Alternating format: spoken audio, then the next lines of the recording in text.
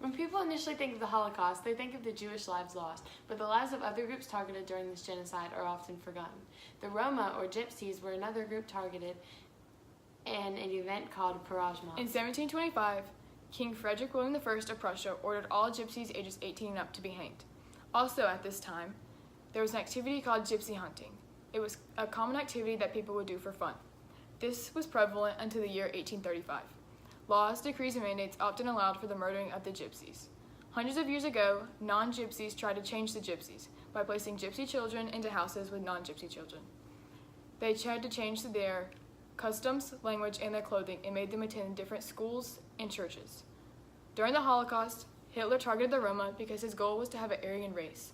This race was blonde hair, blue-eyed individuals who spoke German, which the gypsies did not fit into. They were considered harmful to the good citizens of this area because of this. The Holocaust was initially imposed because Hitler wanted to create an Aryan race throughout Germany. The Roma, or Gypsies, were not considered Aryan, so they were among the groups targeted. Hitler strove for racial purity throughout Germany.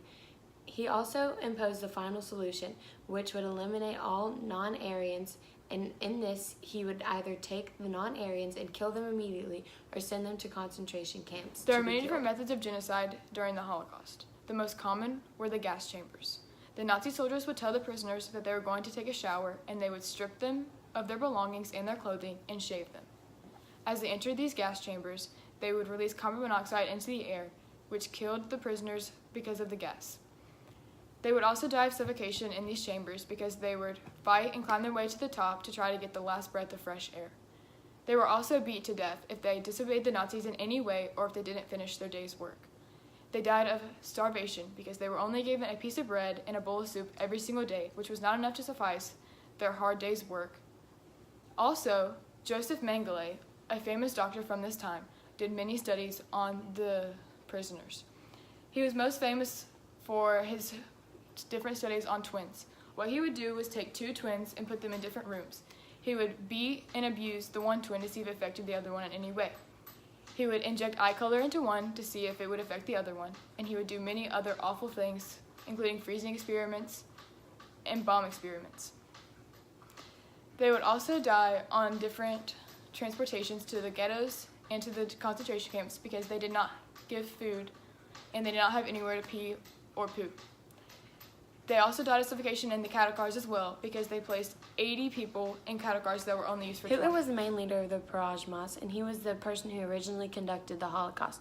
He was a German politician and military leader. Adolf Eichmann was the head of the Gestapo office, which means he facilitated the deportation of the Roma from the ghettos to the concentration camps.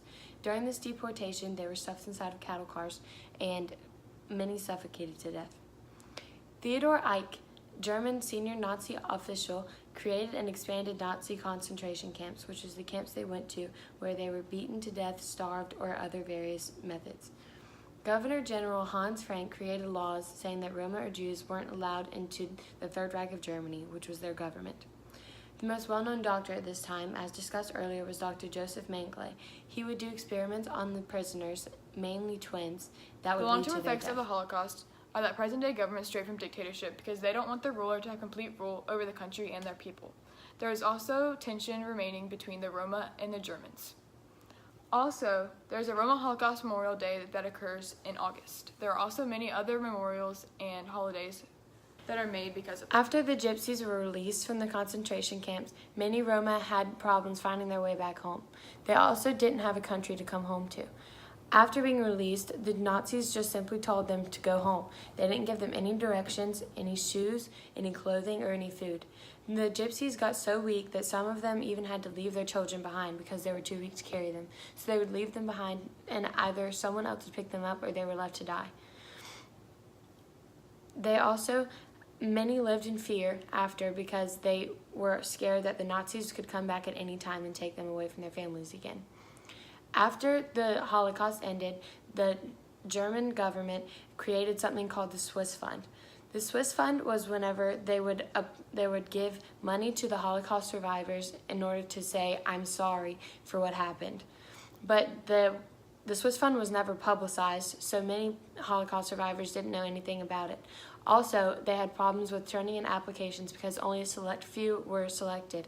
And they couldn't turn in their application because they didn't know the information they needed, or they couldn't read and write because they had lack of education. Our world will never completely understand why the Nazis and Hitler did what they did, killing roughly 11 million people.